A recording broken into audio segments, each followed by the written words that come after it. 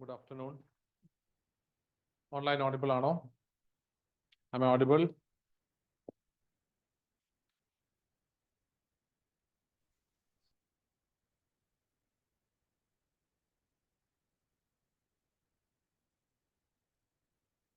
Okay. Thank you. So today we are going to discuss Robert K. Merton and Mead. Okay.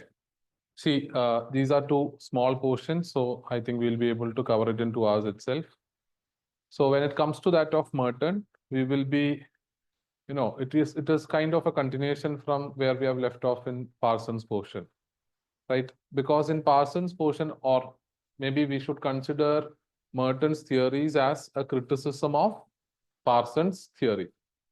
Now, one thing that we have mentioned during the Parsons session was C.W. Mills has criticized Parsons for creating grand theory. Now, what do you mean by grand theory? Why C.W. Mills referred to it as grand theory? Yeah, because Parsons was trying to create a single theory that could explain everything, right? That could explain all aspects of social life. So he wanted to create an all-encompassing theory that can be used to explain each and every social, aspect or social events, social issues, etc. So that is why C.W. Mills have referred it to as grand theory. Now, when it comes to that of Merton, you need to understand that Merton became popular and is also part of our syllabus because of his contribution to that of functionalism. See, Merton's theories became more important because at that point of time, functionalism was losing its, kind of attraction when it comes to that of the sociological circle as well as the larger intellectual circle. The reason why functionalism was losing its attraction or attention was because of the fact that functionalism was not addressing two important aspects of society. One is social change, second is social conflict. Merton tried to incorporate these aspects into his theory, and as a result, his theories became more popular. Clear? So this is one of the most important contribution of Merton when we need to understand him. Clear? So as we start with discussing the themes of each and every thinker, in order to get a proper idea regarding what their theories are or what their views are on society and sociology as a whole, in case of Merton, we need to understand that Merton was trying to reinvent functionalism. Because at that time, people started criticizing functionalism, and some people even mentioned functionalism as an ideology, because it was trying to give a picture that society is always stable, it is smooth, there is social order all the time. That was the kind of theories that was created before Merton, especially when it comes to Parsons. See, even though Parsons wanted to explain everything using a single theory, but there again, he did not address social change or social conflict. In a social system theory, when it comes to systems approach, he said that system is in moving equilibrium, right? Whatever gradual changes that happens in the system is covered up by the system by creating necessary changes in the subsystems or subparts of the system. Clear? So let us try to understand Merton in that sense. So according to Merton, functionalism should be an approach. It should not be like a theoretical perspective or an ideology. Instead, it should be an approach to study sociology. Now, why did he say that functionalism should be an approach? Because according to him, when it comes to functionalism, especially when it comes to that of the theories of Parsons, Parsons focused on creating grand theories. So first task that Merton took up was to give an alternative way to learn society. Now, what is the alternative way to learn society? He termed it as middle range theories. Now, what is middle range theory? In simple terms, middle range theory is nothing but it is a mix of theory and empiricism. Meaning, Merton tried to incorporate empiricism along with theory making. See, Merton took a middle path here. Okay. Why? Because when it comes to theory making, Parsons took it to the extreme where he tried to create grand theories. Clear? Because he was only focusing on theory making. He was not substantiating those theories with empirical data. Because when we discussed about the criticisms of Parson, one of the major criticism was he did not do any empirical studies, he did not collect data when it comes to his theories. So Parson was only indulged in theory making. So Merton said that it is not the right way to study society because it is just creating theories for the sake of it. Now, these theories are not supported by any kind of evidences or empirical data. Now, at the same time, Merton was also not supportive of raw empiricism. What is raw empiricism?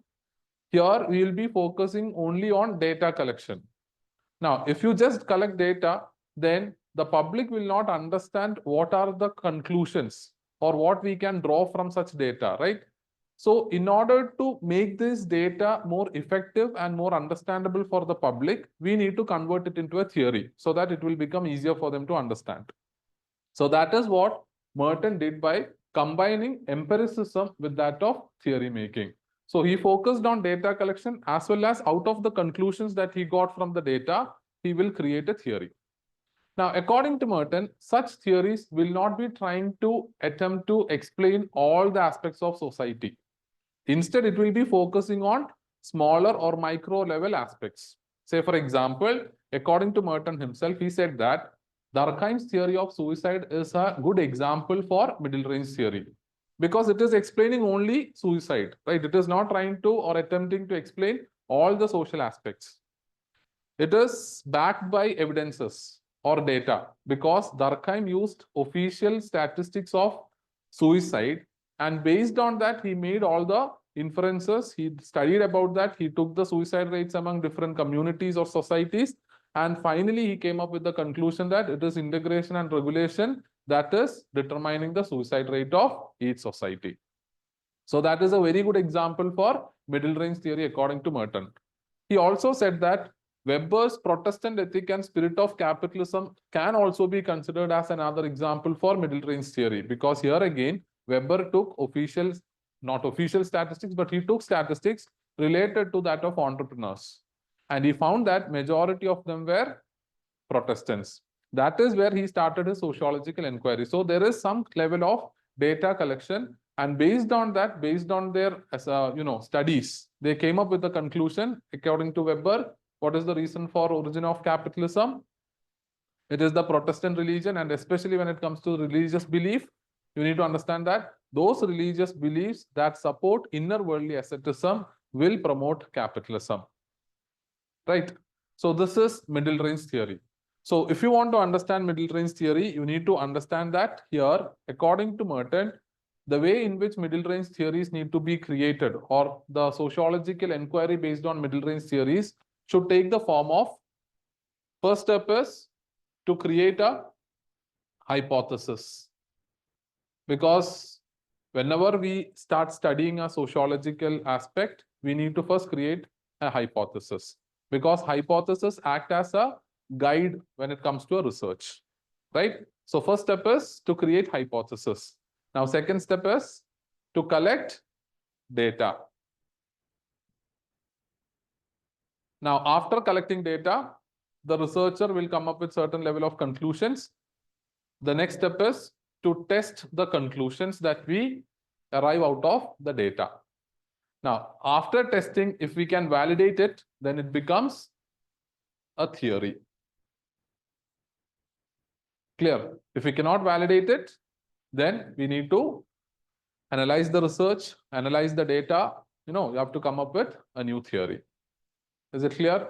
So these are the steps according to Merton that need to be incorporated while analyzing society using middle range theory. Is it clear? All right. So this is the first step that was taken by Merton in order to reinvent functionalism.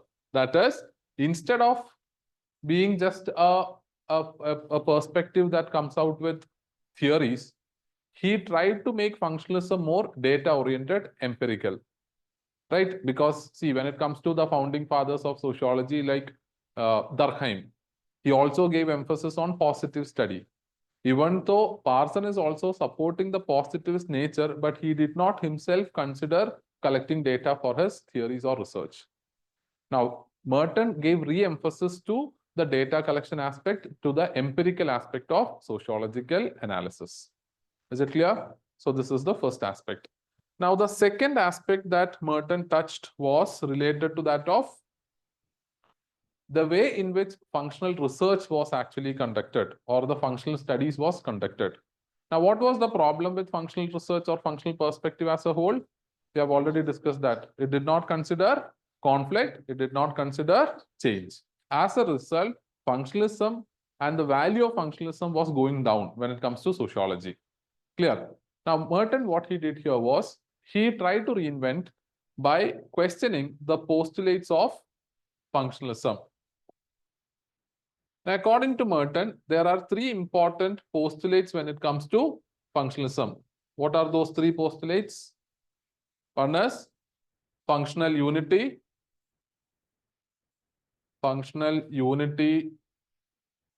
universality, and functional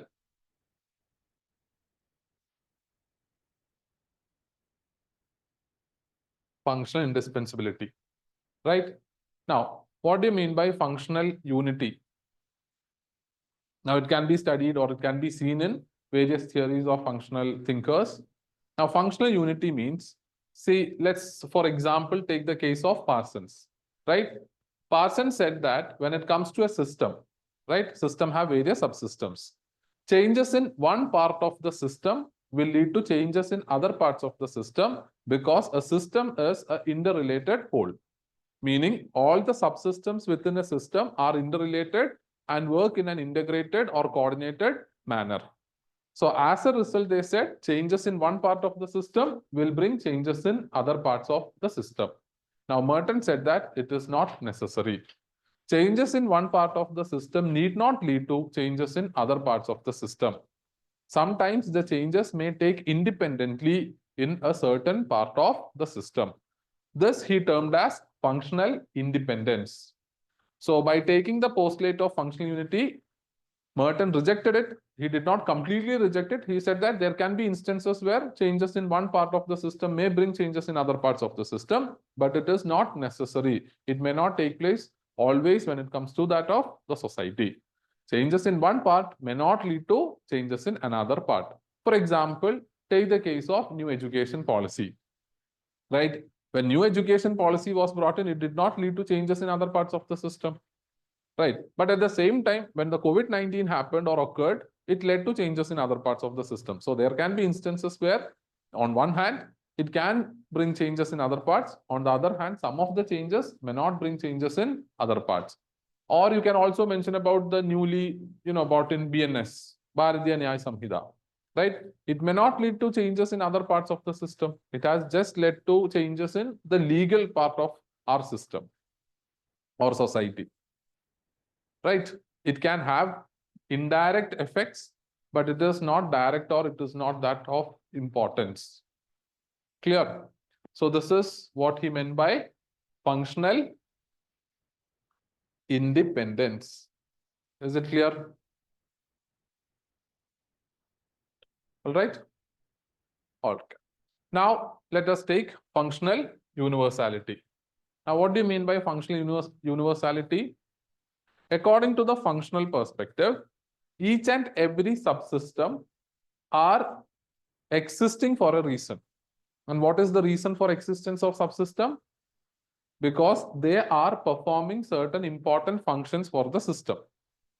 Meaning, all the institutions or all the subsystems. Now, I'm referring to subsystem by, taking Parsons as an example. But in general, when it comes to that of the functionalist perspective, they consider all social institutions as positively contributing to the society. And they say that that is why these institutions are existing in society. Right?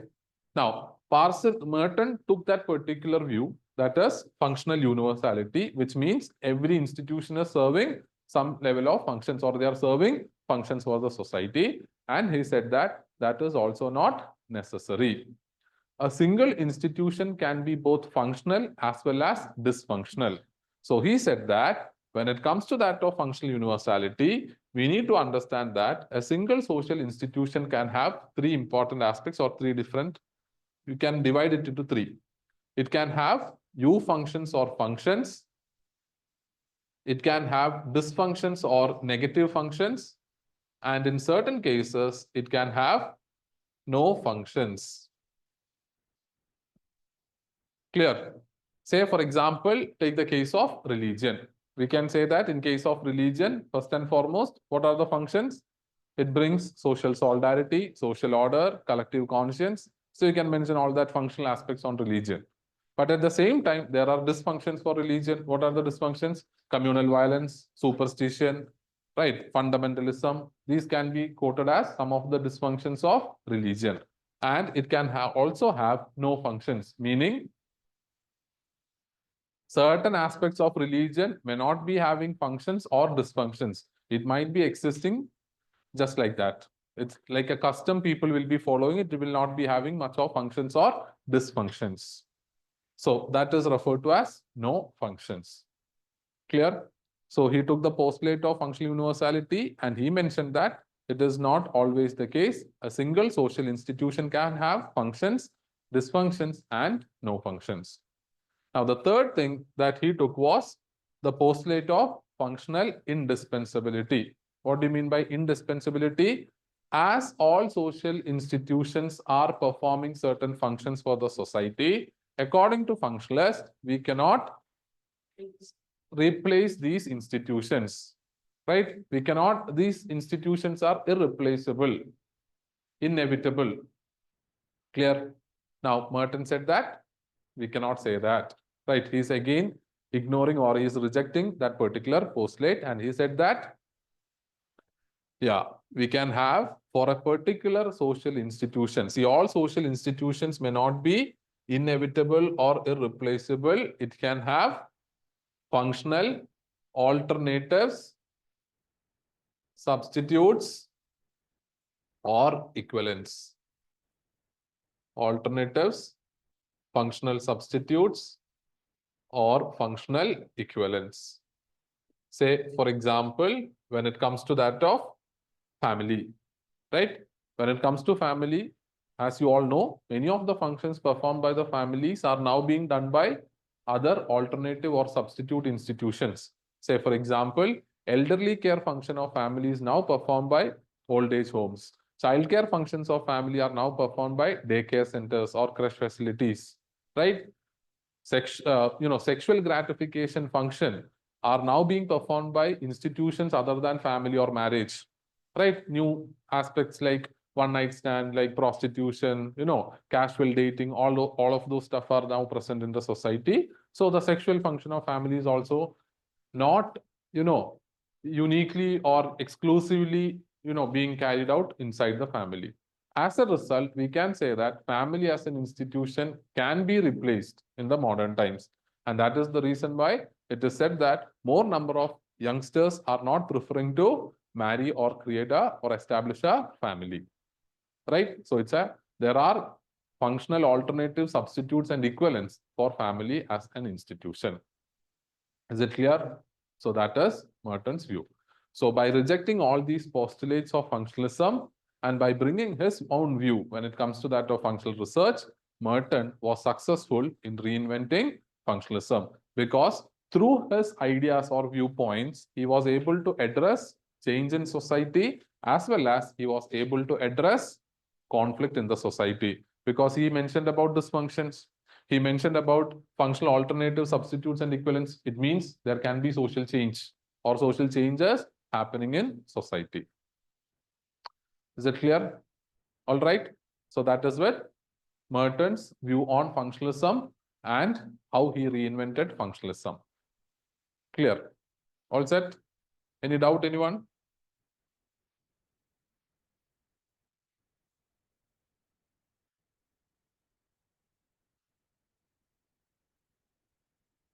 Now let us go forward and yeah. Yeah.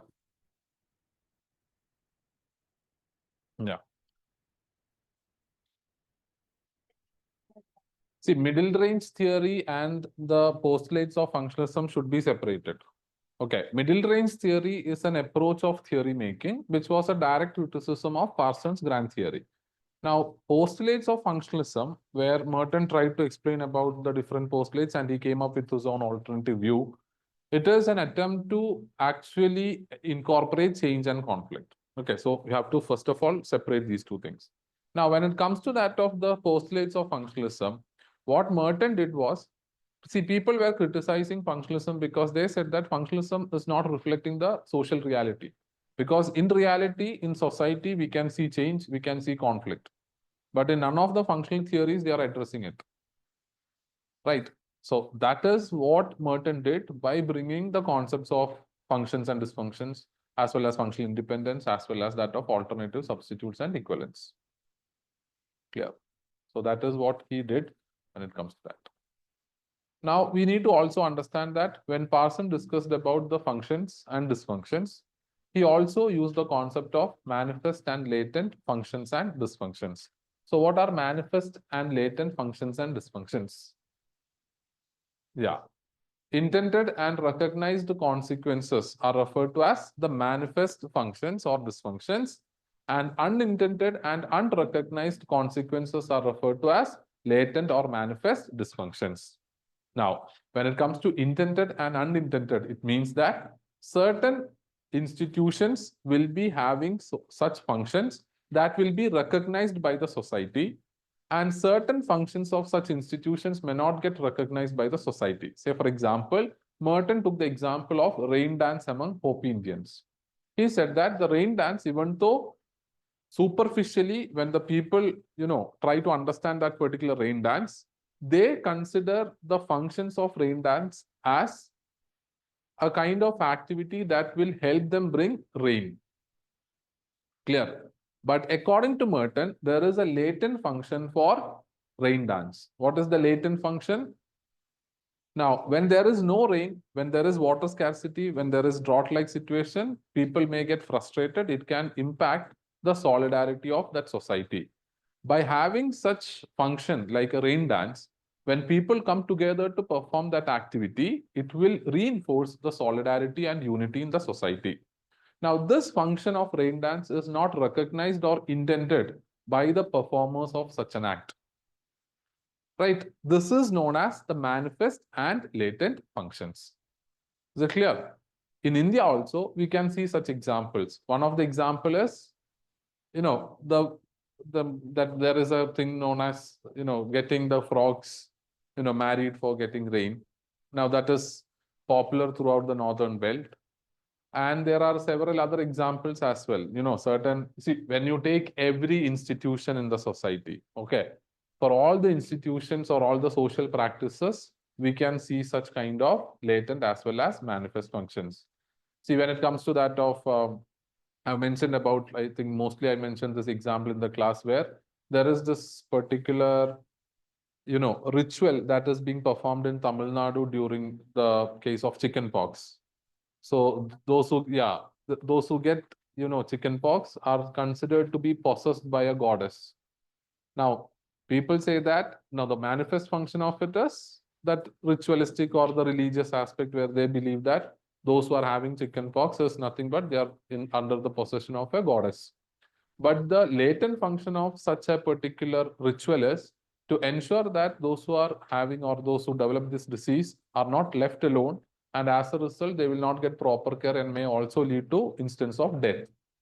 Now, as they believe that it is a possession by the goddess, they will, start worshipping that person, will give offerings, but at the same time will maintain the distance, which will stop the spread of disease. Clear? So these kind of rituals can be quoted as examples for latent as well as manifest function. Now, UPSC have asked in the past related to that of the latent and manifest functions of corruption.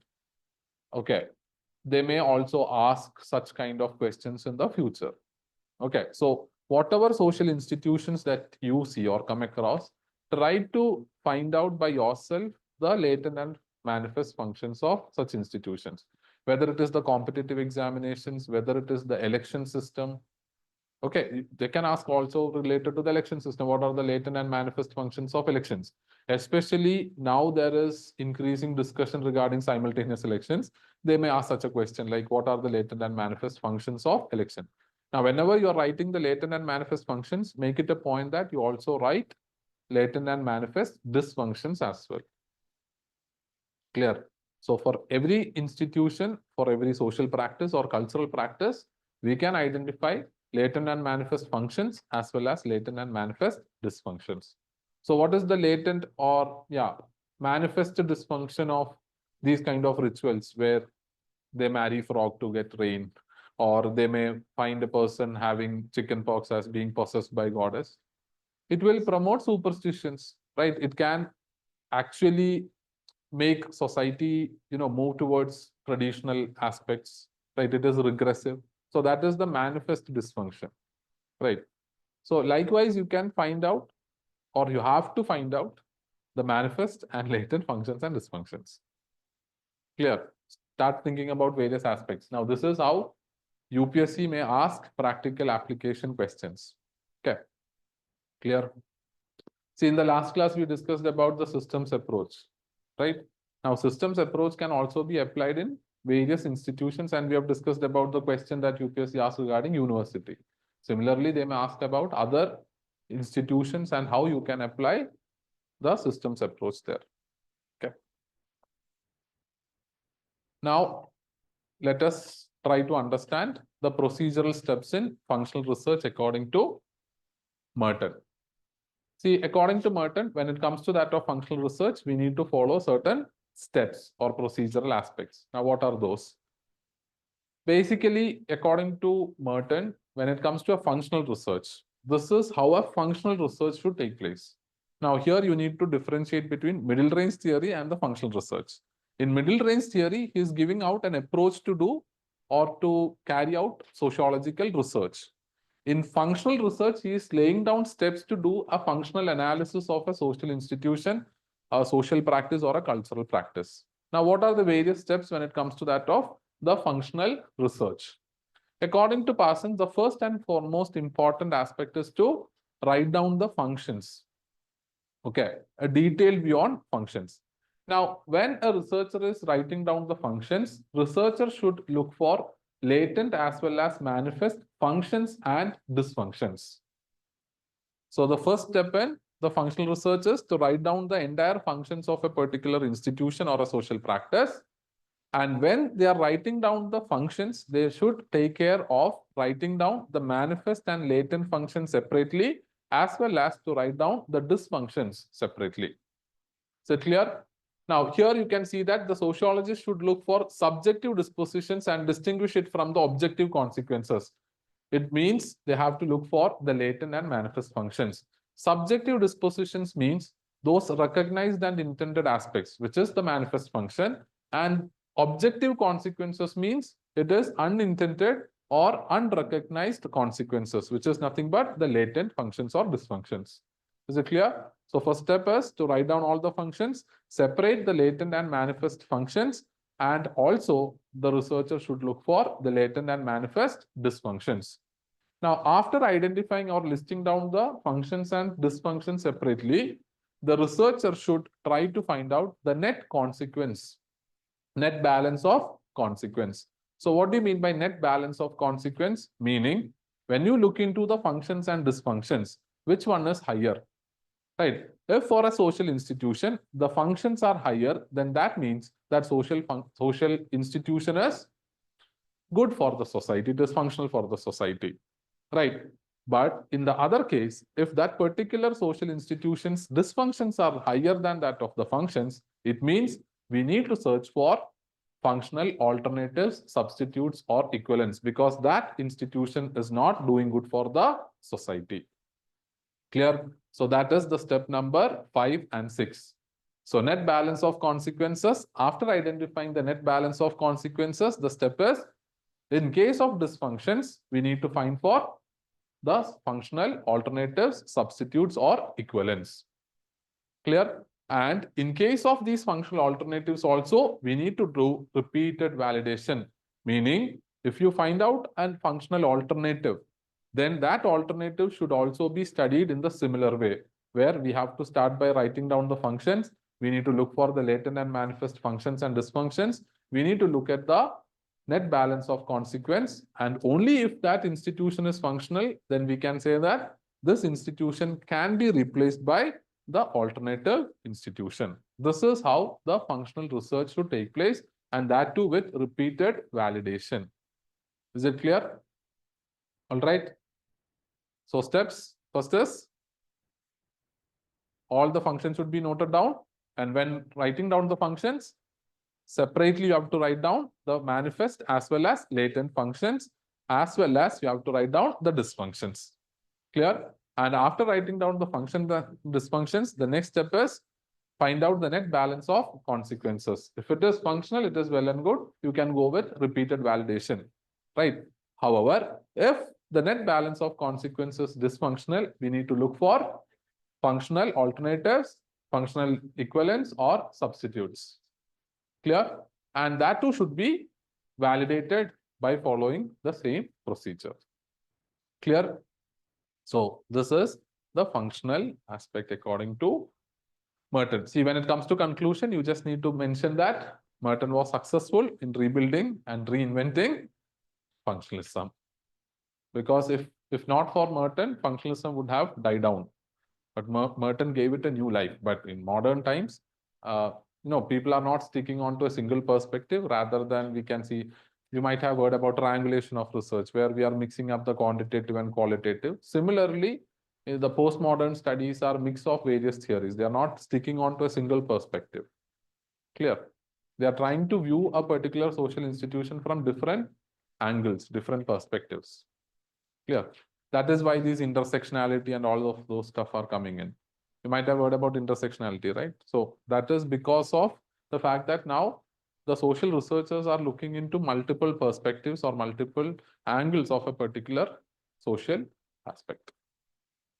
Now we are left with two more theories when it comes to Merton. One is the reference group theory, and the second is his concept on deviance. Okay. So what is reference group theory? Now, this reference group theory was not directly created by Merton. He took that particular idea from Samuel Stauffer's American Soldier. Okay. In American Soldier, Samuel Stauffer mentioned about relative deprivation and how people always, try to assess themselves by comparing themselves with another group. Right. In American Soldier, Samuel Stauffer mentioned that among the soldiers, irrespective of the rank, everyone feel deprived. When it comes to the officers with higher ranks, they feel deprived when they compare their subordinates with them, and they feel that they are not having accountability or responsibility. Because when it comes to that of the higher officials, they are having higher level of responsibility, right? When it comes to that of the low-ranking officials, when they compare their situation with that of the high-ranking officials, they also feel deprived because they feel that they are getting more benefits, they are getting more money. When it comes to that of those who are married within the soldiers, they feel deprived when they compare themselves with those who are unmarried, thinking that they do not have to leave behind their family and they'll have to stay here alone, right? And those who are unmarried feel deprived when they compare with those who are married, when they feel that they at least have a family, we don't have that, right? So in every sense, each group, when they compare themselves with another group, in one sense or the other, they are all feeling deprived, and as a result, they remain unhappy. So Samuel Stauffer mentioned that happiness is not objective, rather happiness is subjective. Is it clear? Now, based on this idea, based on, by taking this particular theory, Merton created the concept of a reference group. Now, what do you mean by reference group? A reference group is a group to which we compare ourselves. Is it clear? It is a standard group to measure our performance, to assess ourselves. It is not ideal type because, see, ideal type is again a methodological tool. Okay, it is a tool to study social events and stuff. Now, reference group is not like that. It is something that, ideal type is an ideal version of something. Reference group is not like that. Reference group is a group that exists. Okay, see, reference group is nothing but a group that we compare ourselves with.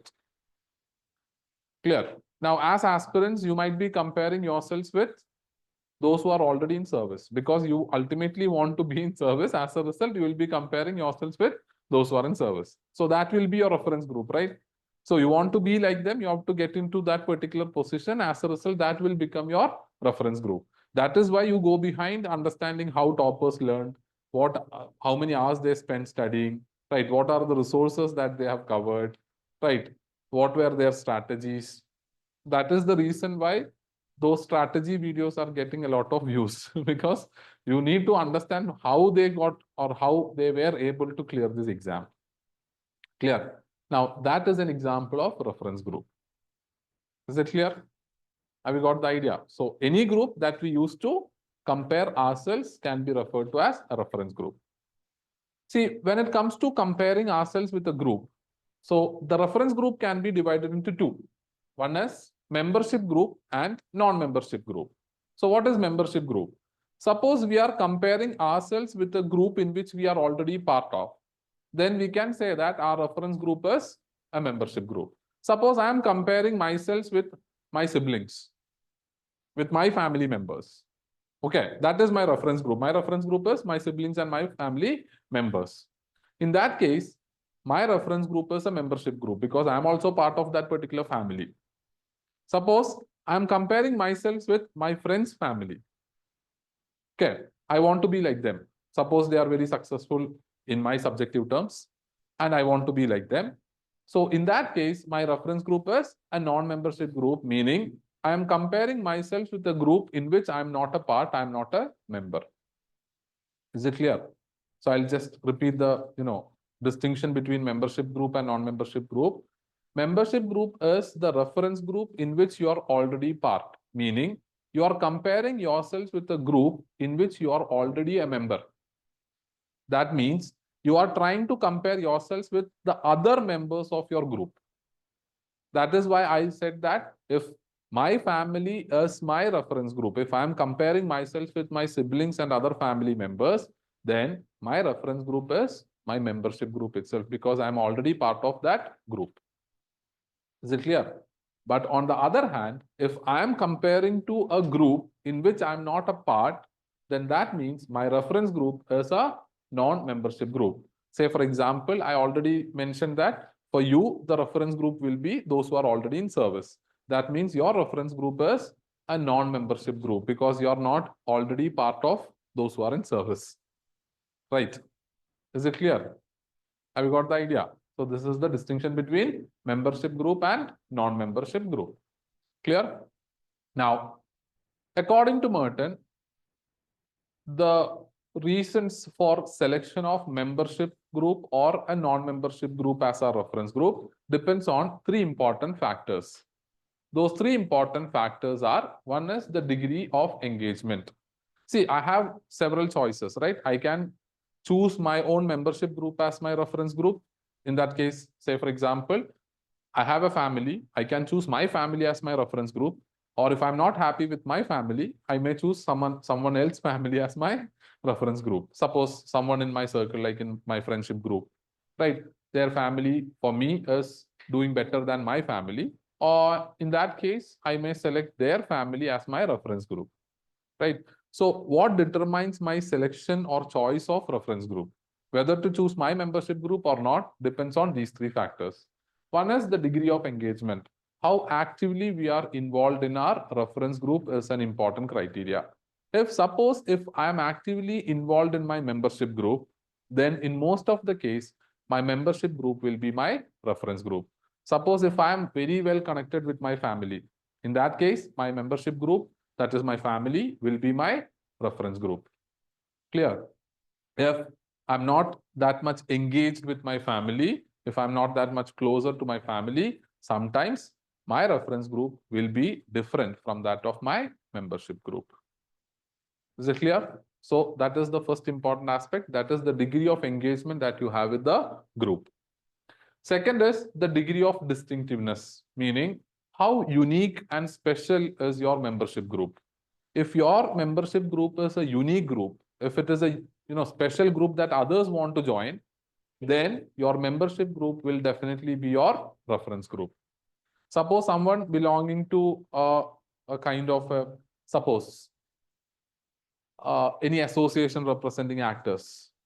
Okay. Now that is, or that will be a kind of association that others will also be desiring to join, right? In that case, your membership group will be your reference group, because your membership group is already unique and special, and others are also desiring to join that particular group, right? Now, on the other hand, if your membership group is not that special or unique, okay, there are chances that you might select another unique or special group as your reference group. Clear? In that case, your membership group will not be your reference group. Are you getting the point? Able to follow? Okay. And third is the degree of closure or social mobility. Meaning, if the society is closed, then you cannot choose your non-membership group as your reference group, right? Because no matter what you do, you won't be able to get into that particular group, right? So if it is a closed society, most likely your membership group will be your reference group, because there is no possibility to get into the non-membership group. But on the other hand, if the society is open, meaning you can change your social position, then there are chances that you may select your non-membership group as your reference group. Clear? All right. Now, another distinction that you can also, that you need to understand is the reference group can also be classified into two, because all this while we were discussing the reference group as something which is positive. But according to Merton, the reference group can be positive as well as negative. Now, positive reference group means the reference group into which, or it is an ideal group, or for you it is an ideal group and you want to become like them. You want to be part of that particular group. So that is why it is referred to as the positive reference group. Negative reference group means it is also a comparison group, but it is comparison for all the negative reasons. In the sense, you don't want to become like them or that group, right? So when you compare yourselves, you have two different set of groups. One group where you desire to be part of, and another group that you desire never to be part of. Clear? So those groups that you don't want to become a part of is known as the negative reference group. Clear? See, usually I gave this example, like your parents might tell you that, suppose there is a gang in your college or school or in your neighborhood, and your parents will always tell you not to be like them. Right? Now, the parents are using the negative reference group there, because they are telling you, you see those people, never be like them. They are not doing good, and they, attach all the negative traits to that particular group so that you will not join them. So such groups which you do not prefer to join is known as your negative reference group. Clear? All set? Now, another term that Merton used here is anticipatory socialization. What is anticipatory socialization? Do you remember this concept? Okay. Okay. Have you learned Merton before? Yes. Okay. Now, have you heard the term marginal man of Merton? Hmm. At the anticipatory position, Yeah. he might be Yeah, correct. Yeah, that is marginal man. So, see, anticipatory socialization means we already mentioned about the reference group, right? Suppose you have selected your non-membership group as your reference group, all right? And you will have a membership group, right? So you don't want to be like your membership group, you want to be like your non-membership group. And in order to become part of that non-membership group, you will try to imitate the lifestyle, the attitudes, the values, the beliefs that the members of non-membership group hold. You will imitate that. The way they dress, the way they walk, the kind of communication or the language that they use, okay, or the attitudes and values and beliefs of that group will start copying. Right? This process of imitating the other group is known as anticipatory socialization. Why are we doing it? Because we want to be like them. We want to get into that particular group. So we are starting our training as early as possible by imitating them, right? See, there are students or aspirants who try to imitate the life or the attitudes and the kind of the way certain police officers carry them, right? If suppose you're dreaming to become an IPS officer, then aspirants will start going to, gym. They will start building their bodies. They will talk and walk like police officers because they are doing anticipatory socialization, because they want to become that particular or be part of that particular group. Now, according to Merton, this anticipatory socialization have certain functions. What are the functions of anticipatory socialization? When you start imitating that group, there are higher possibilities of you to actually become part of that group, right? So you imitate, see, in case of those aspiring actors, this anticipatory socialization works really well, because those who are, crazy about or who are passionate about acting, at a very early age they will try to do all those stuff that the actors do. Like they will also be taking care of their body and beauty, because the beauty standards are important when it comes to currently in our media, cinema media, as well as they will be, dressing fashionably, they will be all doing all those stuff. Now, by doing that, as well as focusing on their acting, it becomes easier for them to become an actor, right? Clear. So this is one of the functions. They can actually be part of that group. The second function is, once they become part of that group, it will be easier for them to adapt to that particular group. Clear. So there are two functions of anticipatory socialization. One is it will become easier for you to become part of that group. Second is, when you become part of that group, it becomes easier for you to actually adapt to that particular group. But at the same time, Merton said that if suppose you are doing this anticipatory socialization in a closed society where there will be no possibility for mobility, where there is no possibility for becoming part of another group, in that case, you may become a marginal man. What is meant by marginal man? As you are trying to copy or imitate the lifestyle of the other group, you will be, moved out of your group, right? Because the members of your group may find you unique and the odd one out. As a result, you will be, pushed to the marginality of that particular group. At the same time, you will not get membership in the other group. So you will end up being in a position where you're not part of the membership group, as well as you're not part of the aspiring reference group. Now, this situation is known as marginal man. Clear? All right. So that is the concept of anticipatory socialization and marginal man. And as I mentioned about the concept of relative deprivation, what is meant by relative deprivation? When you compare yourselves with another group, and if you feel that, yeah, you're not having an equivalent level of lifestyle resources or social value, then you feel deprived. Now, this concept is known as relative deprivation. See, this relative deprivation have wider application when it comes to sociology. It is not just limited to that of Merton's theory, but it can also be used in other theories, like when it comes to social movements, right? It is Neil J. Smeltzer have also mentioned about the concept of relative deprivation. Structural strain theory is also there, right? So in politics and society, in social movements also, we have to learn about relative deprivation. When you get a generic question in sociology related to a conflict situation, whether it leads to inequality, you can quote relative deprivation there as well. So it has a wider application. This concept can be used in wide variety of cases, in wide variety of answers, especially in those generic answers. Okay. So always try to think whether you will be able to apply this concept. Now, this will be a dimension in your answer, right?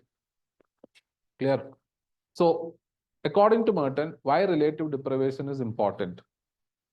Why is relative deprivation important, and why are we studying it under, reference group theory?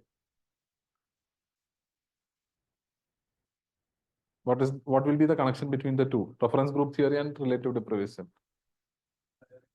Yeah. Yeah. See, correct. Basically, that is the reason. We are always comparing ourselves with another group. Now here, when it comes to the comparison aspect, we are choosing the reference group as our comparison group, right? So when we compare ourselves with the reference group, it will create relative deprivation.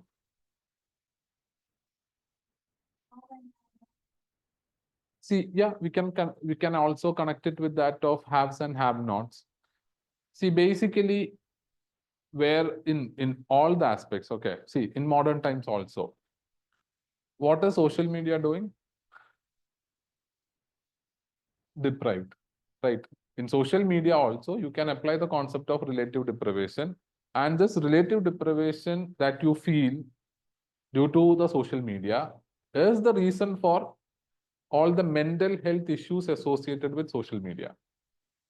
Because when you feel deprived, that can have or take a toll on your mental health, right? Because when you see someone else's life in social media and you feel that you're deprived, you're not able to go to foreign countries for, your travel, you're not able to get the latest gadgets. Now, this creates a kind of relative deprivation, and that relative deprivation is reason for various mental health issues that you have. Is it clear? So in social media, you can connect. In haves and have-nots, you can connect. In modern consumerist lifestyle also.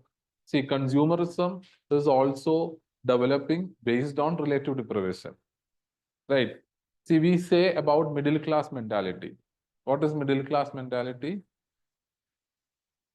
Aspiring class, it is an aspiring class as well as when it comes to middle class, we are always trying to, we are very much conscious about our status.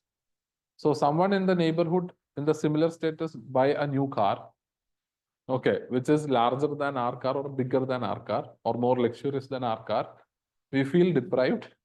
We want to maintain our status. As a result, what we'll do, we will, sell our car and we'll buy a new car. Now, the reason for sale and buying that new car may not be for the comfort or for generally improving our life experience, but it is rather for matching up with the status. Now, that is also an example of relative deprivation and reference group, because our reference group is other middle class population, and to meet the status, we'll definitely go for this kind of consumerist behavior. That is why businesses around the world like to invest in those countries where the middle class is growing, because that is where maximum consumption take place. See, the upper class, they are already consuming at the highest level. So there is no further chance for increasing their consumption. Okay. And if they are increasing their consumption, that will only for the luxury goods, that is the rare goods, right?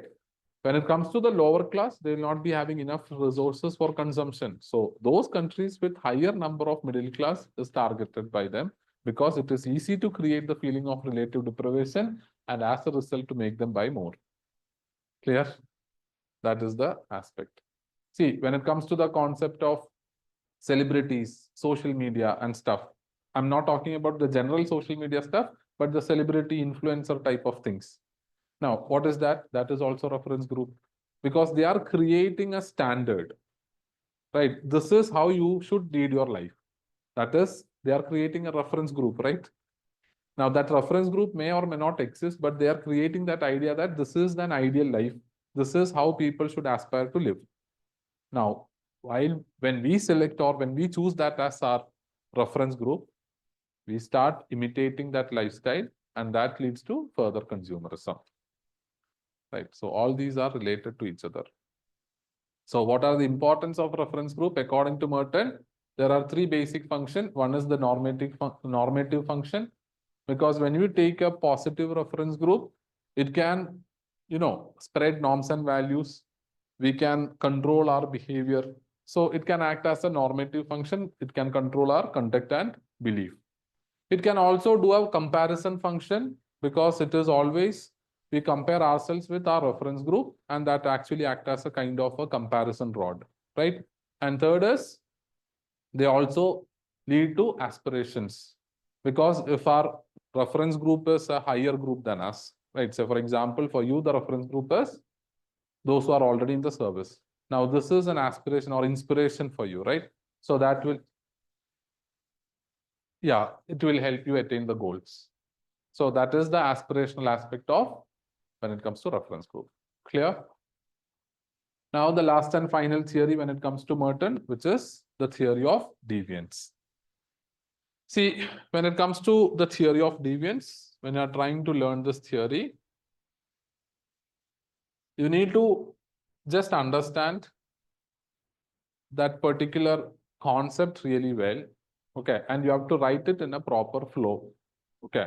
Thing is, you know about deviance. It is not a difficult concept, but you do not exactly know that particular concept so that you can write it very clearly in your answers. That is what I feel. Like whenever students write about deviance, there is that particular generic level content there, but it is not specific or it is not in a proper structure or flow.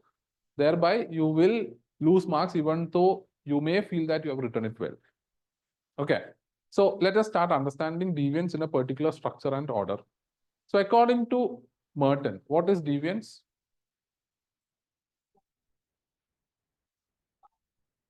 Yeah, it is nothing but moving away from the standards or norms of the society. That can be referred to as deviance. That is the basic explanation of deviance, right?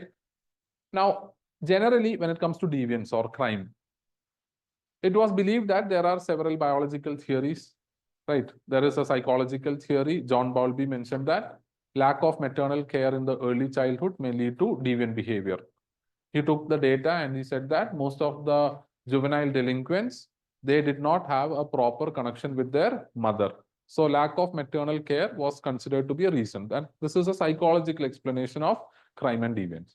There is this biological explanation where they said that certain type of body types like long hands, long legs, such type of body types also tend to be more or tend to do deviant act more. Okay, so these are the biological and psychological theories of crime and deviance that was existing prior to Merton's theory. Merton rejected all these theories and he said that the reason for deviance is social. And he gave a sociological explanation of deviance. Now, what he said was, in every society, now here starts the explanation of Merton when it comes to his concept of deviance. According to Merton, in every society, there is value consensus. That is the common value system that influence all the people in that society. Now, based on the common value consensus or the value consensus in the society, there are certain culturally defined goals, meaning society might have fixed certain goals for the members of that society that we refer to as culturally defined goals. Now, at the same time, based on the value consensus, society will also fix the means through which we need to achieve these goals, which are referred to as institutionalized means.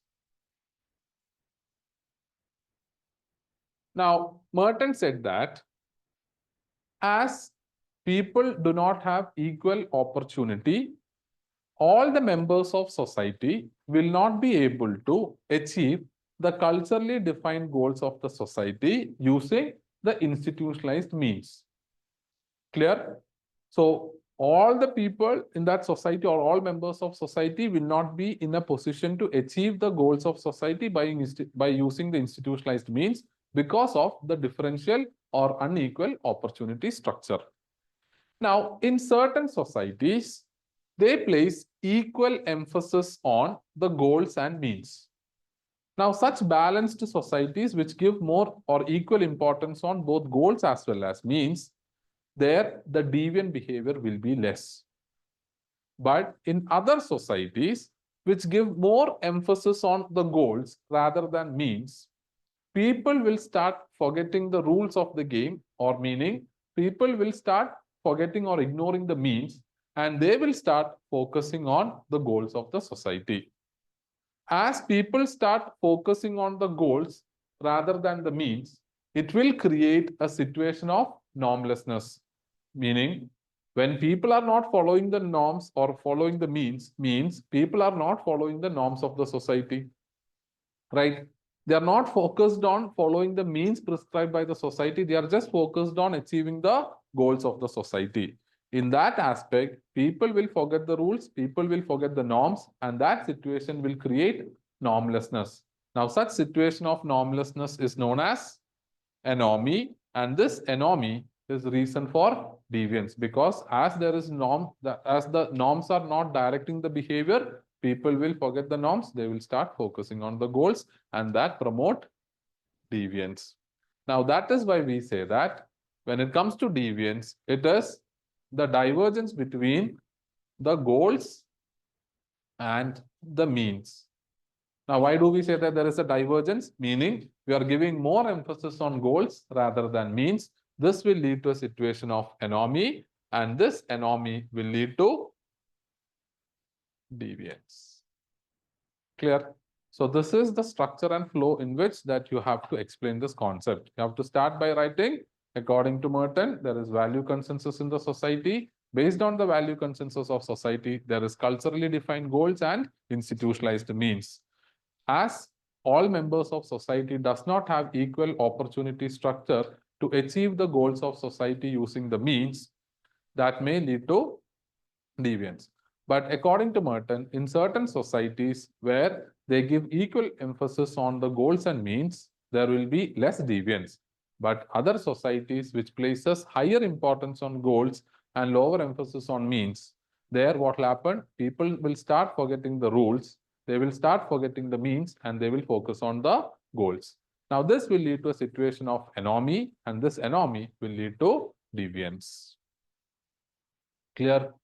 You may, this will take like around 70, 75 words. Okay, maybe 60 to 75 words, I think. Okay, clear? Now, he then explained the different types of deviance. What are the different types of deviance? Okay. Conformity, innovation, ritualism, retreatism, and rebellion. Okay. See, I'm repeating it for the last time because today is our last session. Please don't by heart. Okay. If you by heart, you will not be able to reproduce this. What you need to do is you have to understand the concept. You have to read it like you read a non-fictional book. Right? When you read a non-fictional book, how do you read it? You try to by heart the things that is mentioned by the author? No, you try to understand the concept, right? And if someone asks you the summary of that book, you will be comfortably be able to tell them the summary, right? Even you will be able to quote the important concepts that they have explained. Why? Because you're focusing on understanding the book. You're not focusing on by hearting it. But when you learn sociology, as you have a material with you, you'll focus on by hearting rather than understanding the concept. And that is the major issue. Okay. So here you have to write this. After that, we are discussing about the different types of deviance. What are the different types of deviance? One is conformity, then innovation, then ritualism, retreatism, and rebellion.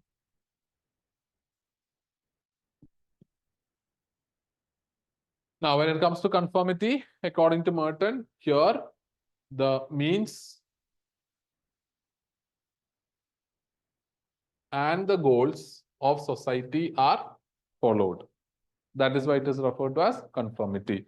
Now, in certain other cases, in case of innovation, here you do not follow the means, but you reach to the goals.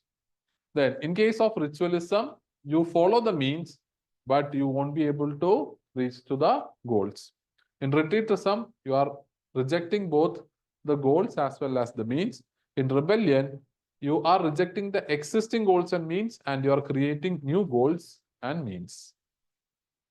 Clear? Okay. Yeah, sure.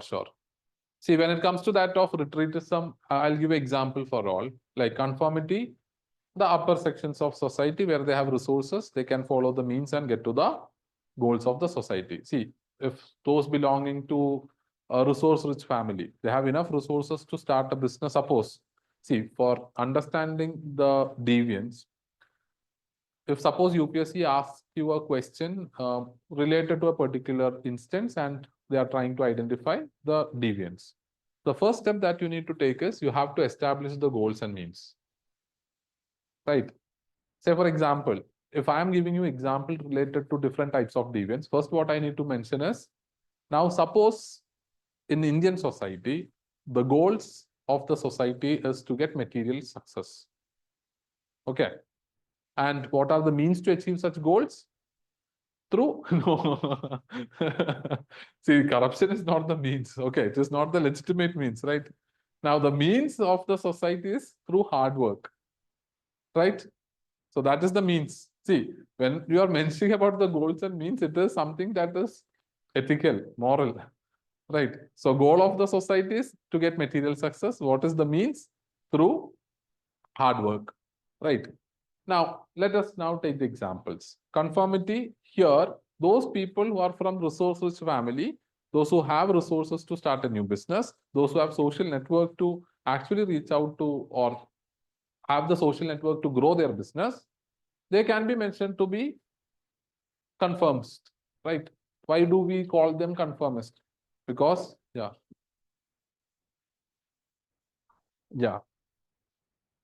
Hmm. Hmm.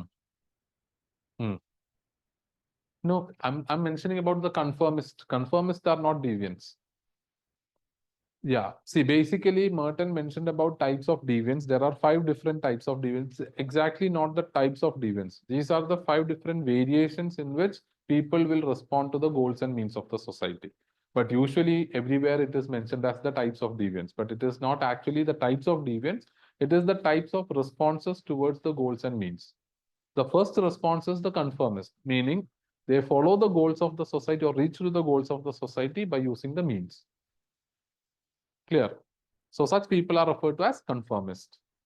Now, as I mentioned, those belonging to the upper class. Now, what is innovation? Here, they are able to reach to the goals of the society, but not by following the means of the society, right? So those people who take the illegal route to get material success, because we already mentioned that the goal of the society is material success. Suppose those people who are following, like they do drug trafficking or human trafficking or all other illegitimate means, they can be referred to as innovation. Then third is the retreatism, meaning those people who are very much socialized into the norms of the society. As a result, they will not be able to deviate from that. Okay. But as they are following the norms of the society, they won't be able to reach to the goals. Now, usually we say that middle class belongs to ritualism, because as middle class is highly socialized into the norms of the society, they will not deviate from the norms.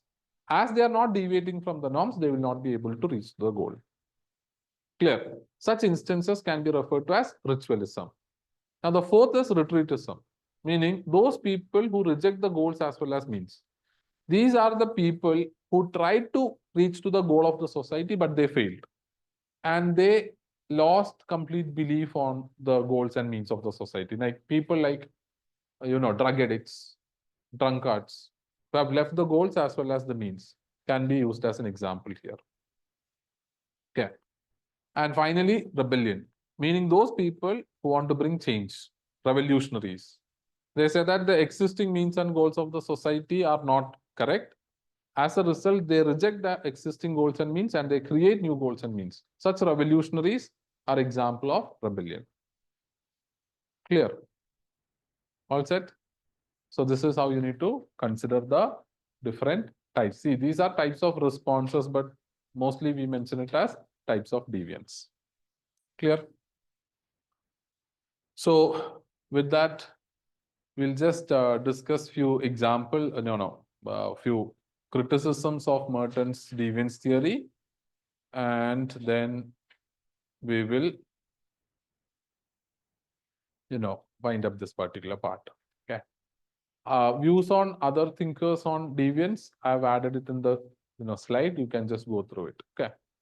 See, when it comes to that of other thinkers' views on deviance, or sorry, criticism of Merton on deviance, first and foremost, you have to mention that this explanation where he mentions about the means and goals of the society cannot explain the crimes committed by those belonging to the upper sections of society, because for them it is not because they do not have the means or they cannot reach to the goals of the society by using the means. It is just because of some other factors, right? So the white collar crimes, that is what we term that kind of crimes. So the white collar crimes cannot be explained using Merton's theory of deviance, because the white collar crimes, here the motivation for the crime is not because of inability to reach the goals by using the means. As they have both means and goals, they are committing crimes for some other reason. Clear? See, basically, high level financial scams where already, rich people are committing such crimes is a kind of a criticism for his theory. Second is, Merton's theory can also or cannot also explain the crimes, performed for fun. Like we mention it as, like, say, for example, joyrides. What is joyrides? It's mostly seen in foreign countries where, youngsters, they steal a car, they take some rounds, like they use it for 1 or 2 hours, they keep it back in the garage. Okay. They are not doing that crime because they are not able to reach the goals of the society by using the means. They're just doing it for fun. Okay. Maybe the owner of that car may not be even aware that their car was stolen and was used for this kind of speeding up and stuff. Only when they start getting the overspeed tickets that they realize that their car was actually stolen. So such kind of crimes. Or you might be aware that some students or some youngsters, I'll say youngsters, they have this habit of stealing things from supermarkets just for fun. Right? It actually thrills them to do that. Okay. So such kind of crimes cannot also be explained by using Merton's deviance theory. Third type of category of crimes that cannot be explained is the political crimes. Now, Gandhiji breached the salt law not because Gandhiji was not able to reach the goals of society by using the means. He did it for a political purpose, right? So such kind of deviant behavior cannot also be explained by using Merton's theory. Is it clear? Then you can mention that feminist perspective mentions that Merton's theory cannot explain the crimes against women, because crimes against women is also not the result of lack of means to achieve the goals of society. It is because of the patriarchal values. Clear? Then finally, Marxist thinkers say that who fixes the goals and means of the society? It is by the capitalist. Okay. So as you know, like, I don't have to fill the blanks, right? You can actually do it. So yeah, so that is with the deviance theory. Okay, so that is with the Merton. Is there any doubt? Online, offline? Anyone? Yeah, yeah. Hmm. See, when it comes to corruption, you can say that the reason is, or it can be quoted as an example of innovation, right? Because here they want to reach the goals of society, which is material success. For that, what they are doing is they are doing corruption. That is not the actual means that society prescribe to reach the goals. So if you are not following the means of the society, all such aspects can be considered as example of innovation, including corruption, because corruption is illegal. It is not based on the norms of the society, right? Hmm. Yeah, that can also, innovation may not always be negative. Okay.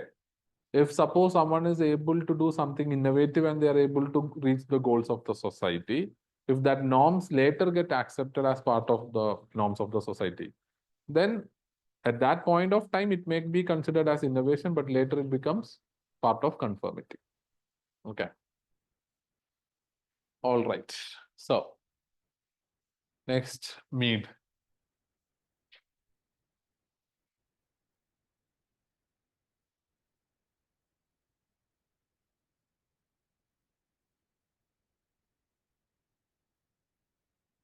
Now, Mead, again, similar to Parsons.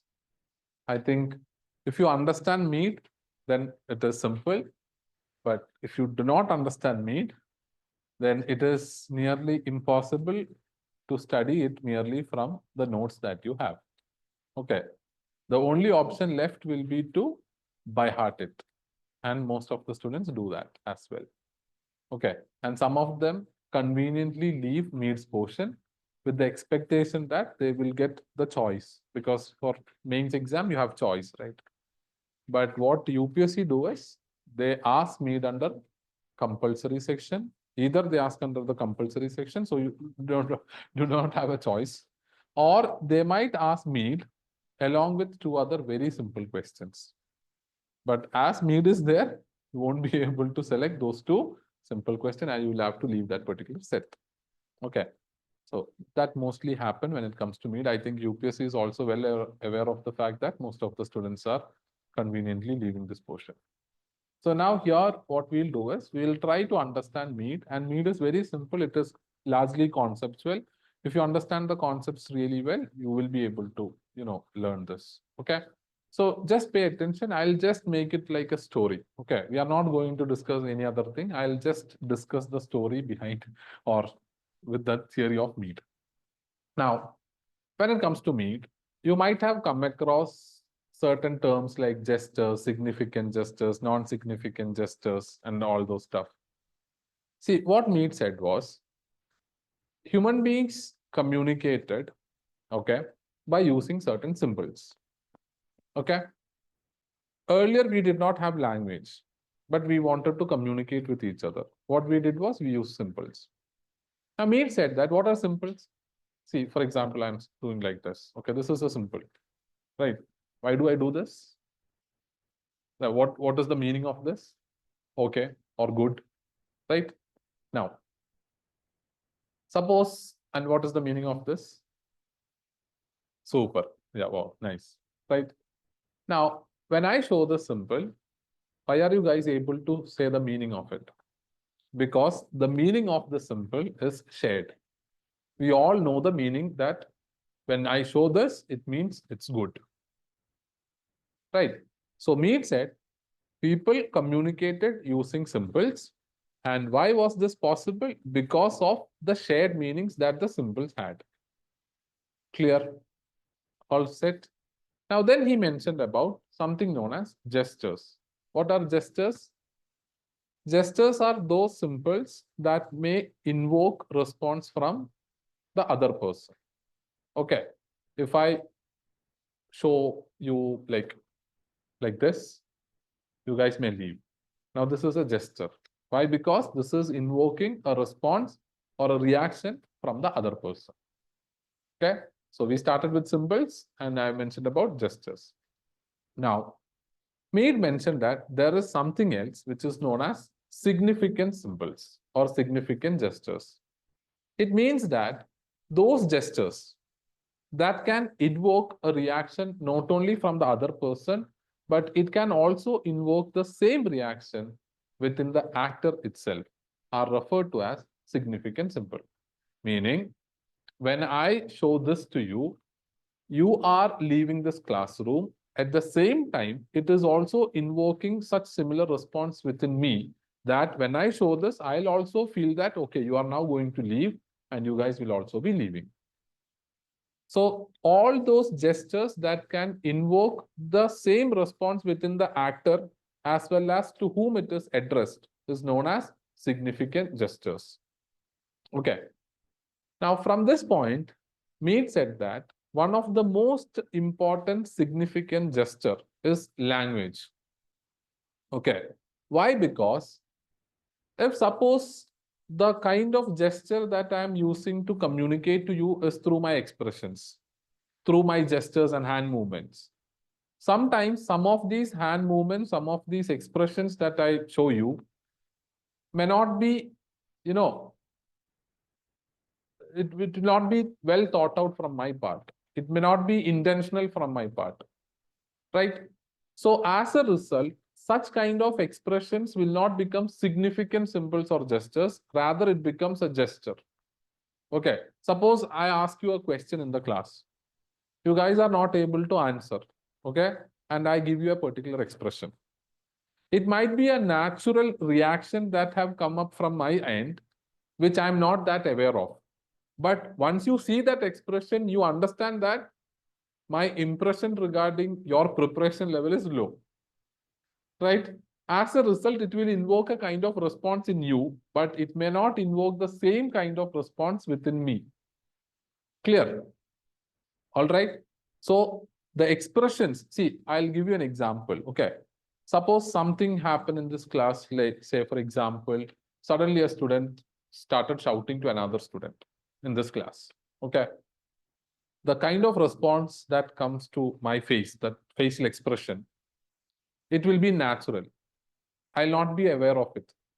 Now, once you see the expression that I have in my face, sometimes both of you, that those students who are, kind of fighting with each other, they may stop fighting, right?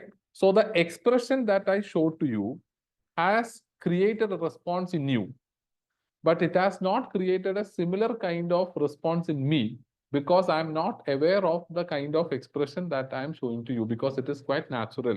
It is not intentional, well thought out. Clear? So the usefulness of language is, if suppose such an incident happened here and I say, you guys should stop fighting, then when I say stop fighting, the response in me and in you will be the same.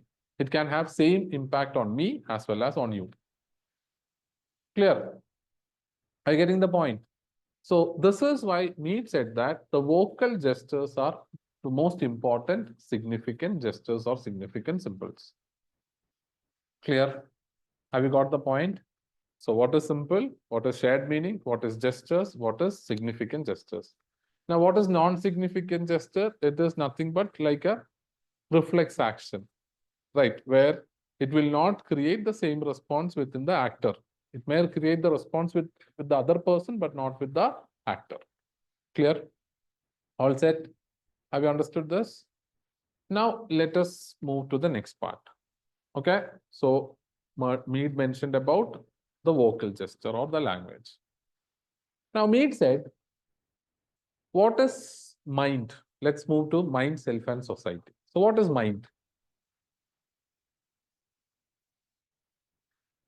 Mead said that it is the internal conversation that you have with yourself by using significant gesture, which is the vocal gesture, meaning you are able to have that internal conversation within yourself because of the language. Right? What is thinking? You're talking to yourself. And how are you talking to yourself? By using language. Because we all think in our mother tongue, right? That is what we do. That is by using the language. Now, Mead said that, so this mind is the ability of an individual, okay, to view or to understand another person's viewpoint, okay, through role taking. Okay, so we started with mind. What is mind? It is the internal conversation that we have with oneself, that we have with ourselves. According to Mead, mind is the ability of an individual to place oneself in, not to place oneself, but to understand another person's viewpoint or to understand another person's meaning. So, according to Mead, what happened is, now let us take an example of this classroom, okay? When I'm teaching you, I'm using my mind. Why? Because by looking at each and everyone's expression, I am trying to assess whether you are able to follow this class or not. Right? That is what I'm doing.